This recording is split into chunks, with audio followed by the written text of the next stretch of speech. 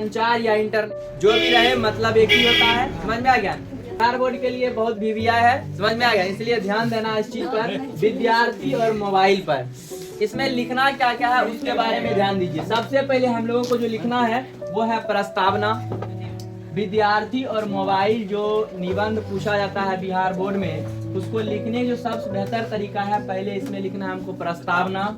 उसके बाद विद्यार्थियों के लिए यह लाभ, जिसको हम लोग वरदान भी कह सकते हैं। विद्यार्थी के लिए हानि जिसे हम अभिशाप भी कह सकते हैं। उपाय, और उसके बाद लास्ट में निष्कर्ष। एकदम पॉइंट वाइज बढ़िया से लिखना है, नंबर बढ़िया मिलेगा। चलिए, तो सबसे पहले हम स्टार्ट करते हैं प्रस्तावना। किस पर? तो विद्यार्थी और मोबाइल के ऊपर। तो सबसे पहले हम प्रस्तावना में लिख कर डाल देंगे, और इसमें हमको क्या क्या लिखना है ध्यान से सुनिए, एकदम बढ़िया ध्यान में डालिए, ताकि एक एक पॉइंट हम लिखते समय जो भी हम पढ़ रहे हैं वो आसानी से लिख सकें। एकदम बढ़िया दिमाग में घुसाने की कोशिश करो, ध्यान दीजिए। तो प्रस्तावना हमको लिखना क्या है? प्रस्तावना में लिखना है कि आज विज्ञान का युग है, आज विज्ञान का युग है, और मोबाइल जो है यह विज्ञान के द्वारा दिया हुआ एक हमारे लिए अच्छा वरदान या उपहार है। आज विज्ञान का युग है और मोबाइल विज्ञान के दिया हुआ हमारे लिए एक अच्छा उपहार है। यहाँ तक कोई दिक्कत नहीं ना? हाँ, यहाँ तक पहले पॉइंट में लिख लेना है कि आज विज्ञान का युग है, और सुनिए इधर, मोबाइल विज्ञान के दिया हुआ एक अच्छा उपहार है। उसके बाद लिखेंगे कि पहले मोबाइल का इस्तेमाल सिर्फ बात करने के लिए किया जाता था। पहले मोबाइल का जो इस्तेमाल है सिर्फ बात करने के लिए किया जाता था, लेकिन आज मोबाइल विद्यार्थी के जीवन का एक हिस्सा बन चुका है।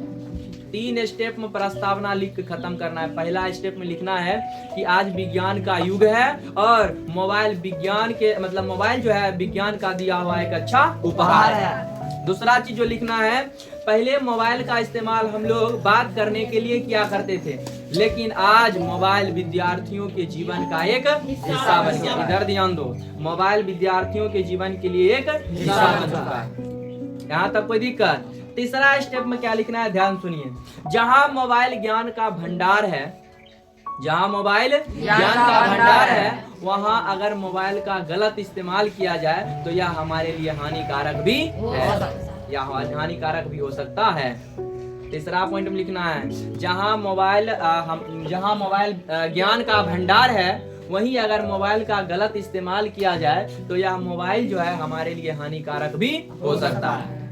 ये हमको लिखना है किसमें? प्रस्तावना में। 50-60 वर्ड तो आसानी से यहाँ तक हो ही जाएगा, और 250 से 300 के बीच में शब्द पुराना है। समझ में आ गया? चलिए, तो प्रस्तावना में लिख देंगे, प्रस्तावना मतलब उससे रिलेटेड बात को। अब हम लोग लिखेंगे विद्यार्थी के लिए लाभ, कि मोबाइल विद्यार्थी के लिए किस प्रकार लाभदायक है, कैसे लाभदायक है उसके बारे में ध्यान देंगे। सबसे पहले विद्यार्थी के लिए लाभ लिख देना है, और उसके 1 नंबर में हेडिंग बनाना है शिक्षा में सहायक। शिक्षा में सहायक है कि नहीं? शिक्षा में सहायक देकर हमको यहाँ पर लिखना है। क्या लिखेंगे उसके बारे में हम लोग बताते हैं, सुनना है। आज विद्यार्थी शिक्षा में सहायक में क्या लिखना है, उसमें लिखना है जो विद्यार्थी के लिए लाभ, उसमें हेडिंग बनाए शिक्षा में सहायक। क्या सहायक है सुन लो।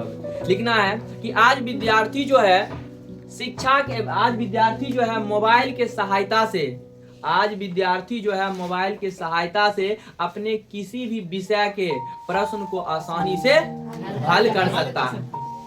किसमें लिखना है? शिक्षा में सहायक। आज विद्यार्थी जो है मोबाइल के सहायता से अपने किसी भी विषय के प्रश्नों को आसानी से हल कर सकते हैं, और बहुत सारे ऐप के द्वारा जैसे कि YouTube, बहुत सारे ऐप के द्वारा विद्यार्थी अच्छे शिक्षक द्वारा अपने पढ़ाई को भी पूरा कर सकते हैं।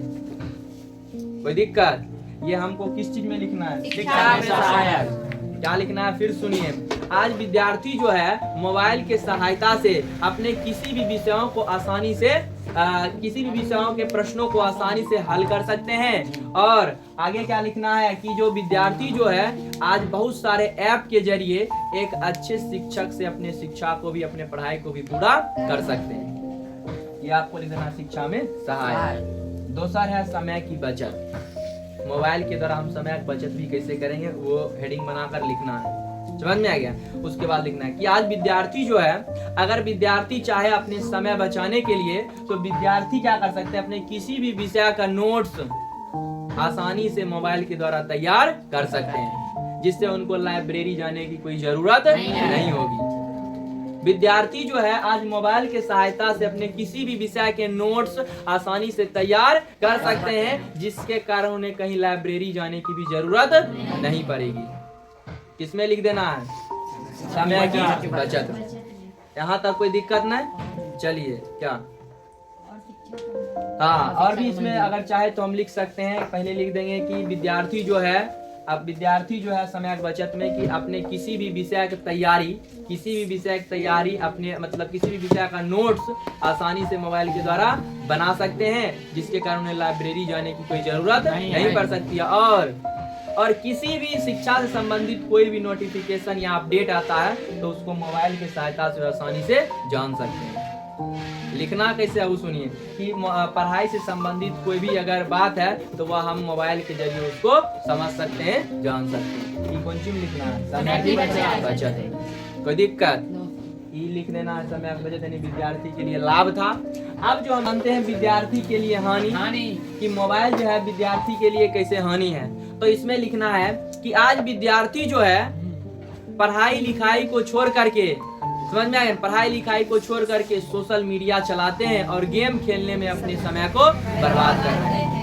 हानि में लिखना है कि आज विद्यार्थी जो है अपने पढ़ाई लिखाई को छोड़ करके सोशल मीडिया पर ज्यादा ध्यान दे रहे हैं और गेम खेलकर अपने समय को बर्बाद करते हैं। यहाँ लिखना है। उसके बाद पूर्ण विराम देकर आगे लिखना है कि आज अधिक मोबाइल चलाने के कारण, जब हम अधिक मोबाइल चलाते हैं तो यह शरीर पर बुरा प्रभाव भी डालता है। अधिक मोबाइल चलाने से शरीर पर बुरा प्रभाव भी पड़ता है, जैसे कि सिर में दर्द हो जाना, सिर दर्द होना, चिड़चिड़ापन आना, गुस्सा आना, नींद की कमी जैसी समस्याएं आने लगती हैं। विद्यार्थियों के अधिक मोबाइल चलाने से शरीर पर बुरा प्रभाव पड़ता है, जिससे चिड़चिड़ापन, नींद की कमी और सिर में दर्द जैसी समस्याएं आने लगती है, उत्पन्न होने लगती है।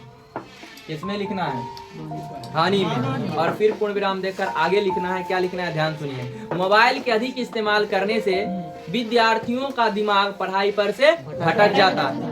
मोबाइल का अधिक इस्तेमाल करने से विद्यार्थियों का दिमाग पढ़ाई पर से भटक जाता है, जिससे याद करने की क्षमता धीरे धीरे कम होने लगती है। याद करने की जो क्षमता है धीरे धीरे नष्ट होने लगती है या खत्म होने लगती है। ये चीज हमको पूरा लिख देना है, किस चीज में, विद्यार्थियों के लिए हानि। अब उपाय में क्या लिखेंगे सुन लो। उपाय डैश देना है और रोमन में नंबर 1 पॉइंट बना के लिखना है कि सुनना है कि समय के अनुसार मोबाइल का इस्तेमाल करना चाहिए। समय के अनुसार मोबाइल का इस्तेमाल करना चाहिए। नंबर 2, सोशल मीडिया से अधिक मोबाइल का इस्तेमाल पढ़ाई में करनी चाहिए।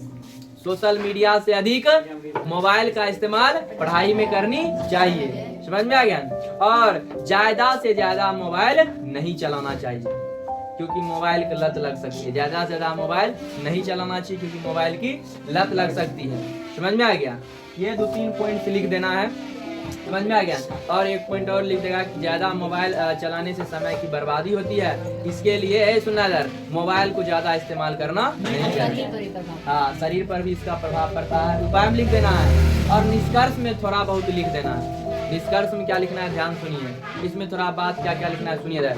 मोबाइल जो है यह हमारे काम के लिए है। इसका अधिक इस्तेमाल करने से यह हमारे आदत को क्या करता है, खराब बना देता है। हमारे आदत को खराब बना देता है, समझ में। और बहुत सारे शारीरिक समस्याएं भी उत्पन्न होती है। इसीलिए मोबाइल का इस्तेमाल सिर्फ अपने काम को पूरा करने के लिए ही करना चाहिए। अधिक से अधिक मोबाइल का इस्तेमाल करना नहीं चाहिए। निष्कर्ष में कोई दिक्कत नहीं आता तो इस